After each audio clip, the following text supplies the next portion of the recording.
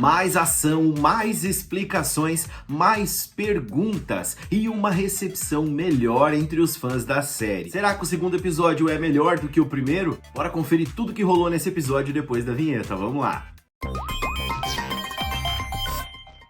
Fala galera, aqui é o Josh, tudo bom com vocês? Pois é, cara, depois de um primeiro episódio polêmico aí entre os fãs, né, que ou amaram ou odiaram a nova série spin-off de Rick and Morty, ou anime, ou The Anime no original, o segundo episódio parece ter acendido a esperança de alguns fãs. E não é que tenha mudado muita coisa, cara, é que como eu previ e trouxe pra vocês desde o trailer, os episódios dessa série vão ser serializados. Ou seja, cada um é uma parte de uma grande história que está sendo desenvolvida durante a temporada. O episódio 2 foi de fato um pouco diferente, principalmente na pegada. Nós vemos um episódio com muito mais ação, uma participação grande da Beth espacial, inclusive sendo o tema do nome do episódio, né, Mãe Lutadora, e tendo uma duração também menor. O episódio teve apenas 16 minutos. E já já nós vamos começar o review. Agora eu quero fazer um convite. Se é novo aqui no canal e ainda não é inscrito, se sim, seja muito bem-vindo, seja muito bem-vinda. Quero te convidar a se inscrever aqui no canal agora, deixar um likezão para dar aquela força e também ativar o sininho se você quiser receber as notificações de todos os vídeos e teorias que eu trago aqui para vocês.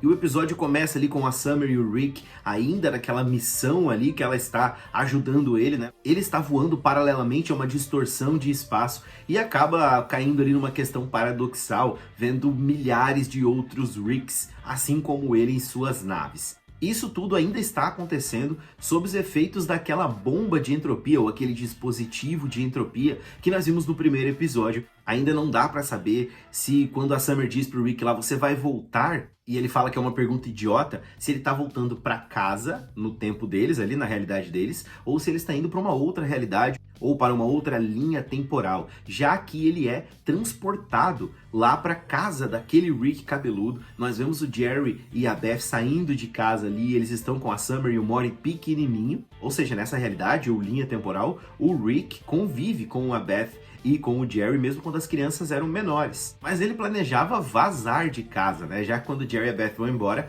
o Rick acaba abordando ele ali e questionando isso. O Rick, inclusive, mostra, né, o dispositivo de entropia e fala que foi aquele Rick cabeludo que criou. E aí entra uma pergunta muito confusa, porque ele fala, você é o Rick C-137 que roubou a minha família e o dispositivo que eu inventei.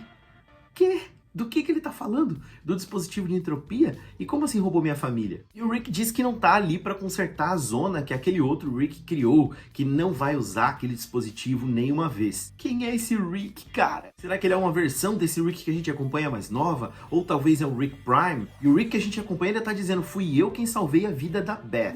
Não sabemos a quais eventos ele está se referindo, cara. Mas a resposta do outro Rick é ainda mais enigmática, dizendo que ele deixou se levar pela emoção, se sacrificou por nada e fala que aqueles dois morreram por causa dessa merda.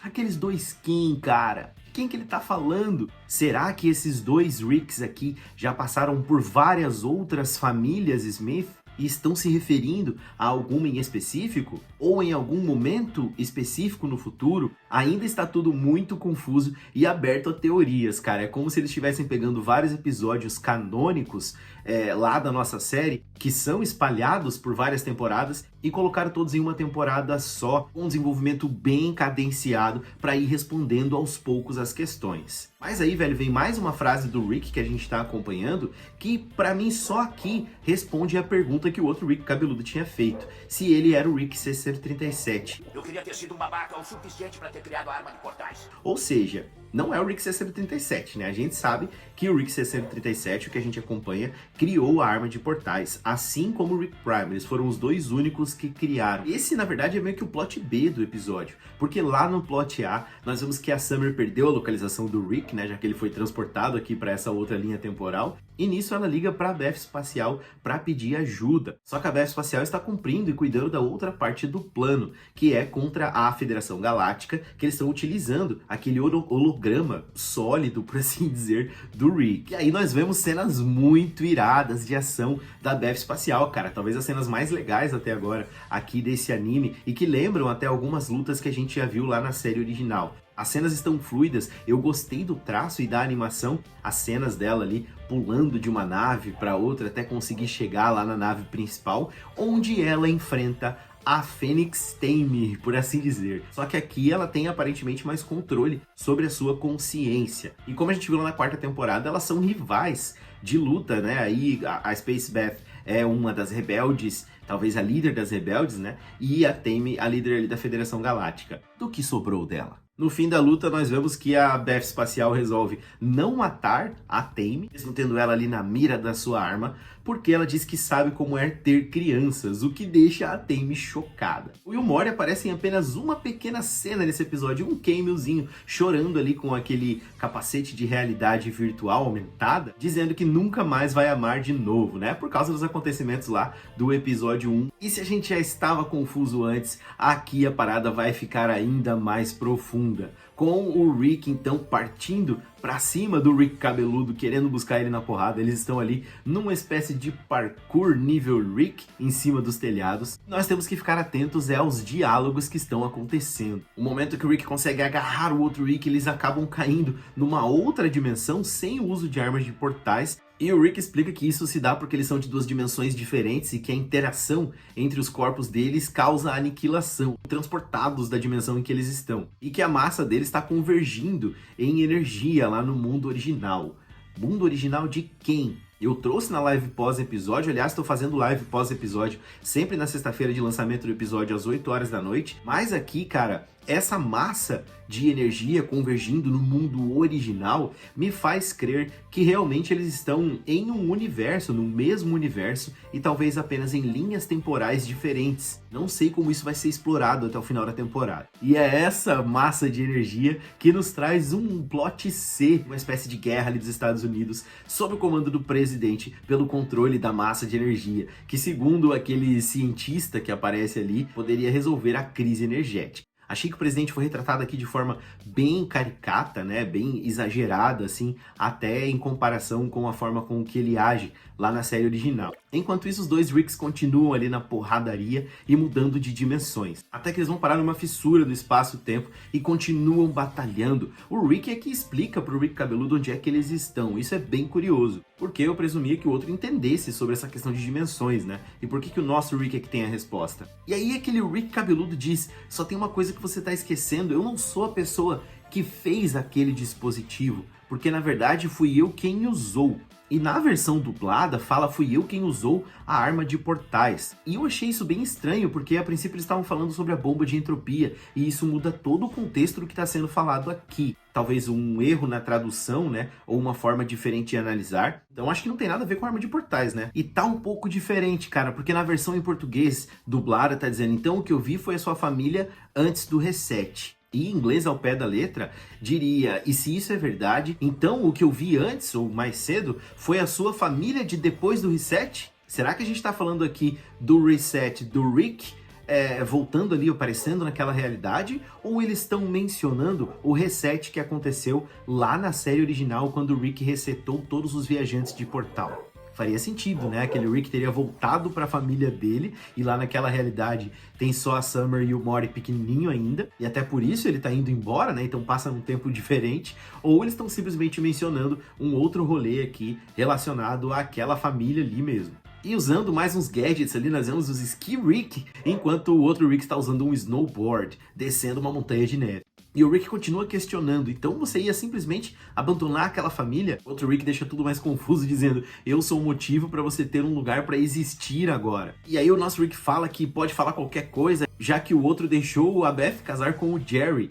A luta continua e nós vemos ali uma representação de vários universos, né? Basicamente na mesma configuração ali que a gente viu na apresentação da curva finita central. Ainda não dá para saber se essa aqui faz parte da curva finita central ou se é um outro aglomerado de universos dentro de um multiverso diferente. Mas o fato é que em vários universos essa briga entre esses dois Ricks está ocorrendo. Até em um universo ali que eles são homens da caverna, em outro que eles são animais. Para mim parece que esse evento aí, desse encontro dos dois Ricks, é uma parada canônica para essa história que está acontecendo aqui, né? Um evento grandioso que acontece de uma vez em vários universos. Como a gente já viu menções ao Pickle Rick, né? Em vários universos o Rick vira um Pickles. O próprio Rick diz que todos os Ricks têm um tanque de ácido. A mesma coisa também com a Fruity Land. Enfim, depois do Rick dizer ali que tem nojo de saber que aquele é uma versão dele, eles acabam dando um soco um no outro com muita força e retornam para aquela realidade original. Menção honrosa à batalha aérea que ocorre ali por causa da fonte de energia, que eu achei muito bem feito também. E aí o Rick manda o outro Rick embora, fala, vai embora que eu cuido da Beth e dos outros. E o Rick cabeludo pergunta, você pelo menos sabe como fazer pra voltar, né, pra sua casa, pra sua realidade ou pra sua linha temporal? E nesse momento a nave do Rick cai ali do lado dele, a sua forma de voltar pra casa, e ele quebra a quarta parede olhando pra tela e dizendo, tudo já estava designado a acabar bem no final. Corroborando aquela ideia que está sendo falada desde o primeiro episódio por ele e pela Summer, de como a realidade é conveniente. E como o próprio Rick diz, na maioria das vezes é ele que tem que fazer tudo fazer sentido. Mas que sentido? E assim acaba o episódio, cara. Com uma trilha sonora, quando os créditos estão passando, muito boa. Tenho que dizer que eu tô curtindo demais a trilha sonora desde o primeiro episódio, agora no segundo também. E que conecta diretamente a cena extra. Nós vemos a Tame, ou a Phoenix Tame, chegando em casa ali, meio chateada. E ela olha pro lado e se assusta, porque o Pessoa Pássaro tá junto com a filhinha deles ali, a filha Pássaro, olhando para ela. E o interessante aqui é que a filha tá na idade ou no tamanho que nós vimos ela lá na quinta temporada, no final daquele episódio das memórias do Pessoa Pássaro. E não naquela versão mais adolescente, já maior, que nós vimos na sétima temporada.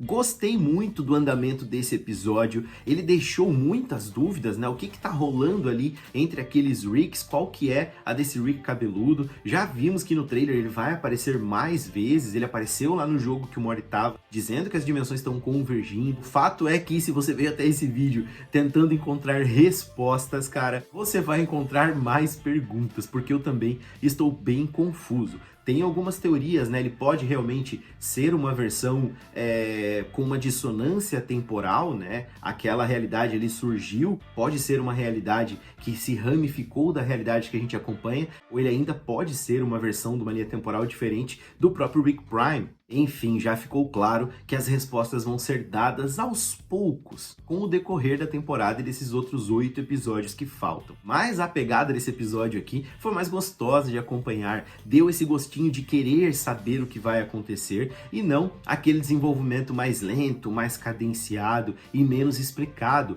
lá do episódio 1. Esse episódio 2 aqui se assemelhou mais ao que acontece lá na série original, no sentido de trazer um conceito, apresentar uma parada que nos deixa na dúvida do que está acontecendo, mas ao mesmo tempo responder algumas coisas, criando novas perguntas. Mas vendo os comentários da galera na live e também em fóruns e sites por aí, com certeza a recepção desse segundo episódio foi muito melhor pelos fãs do que o do primeiro, o que traz uma esperança aí para essa temporada, um respiro para ver como que vai se desenvolver o restante da história. Agora, é claro, eu quero saber a sua opinião. Tá odiando Rick and Morty o anime? Tá curtindo? Melhorou suas esperanças depois desse segundo episódio? Deixa nos comentários pra gente trocar uma ideia e debater muito. Quero agradecer você que ficou aqui comigo até agora. Tamo junto, cara. Sabe que eu vou cobrir a temporada toda aqui, seja com vídeos teorias, vídeos análises e também com a live pós-episódio. Então eu espero você. Se você quiser se tornar membro aqui do canal, clica aí no Seja Membro e vem fazer parte da nossa família noturna. Temos um grupo no WhatsApp lá onde a gente fala sobre Rick and Morty e sobre várias outras coisas o dia todo. Um salve aí especial a todos os membros do canal. Tamo junto, galera. Um forte abraço e até o próximo vídeo. Tchau, tchau. Hey, cê sabe que eu gosto quando chega perto disso que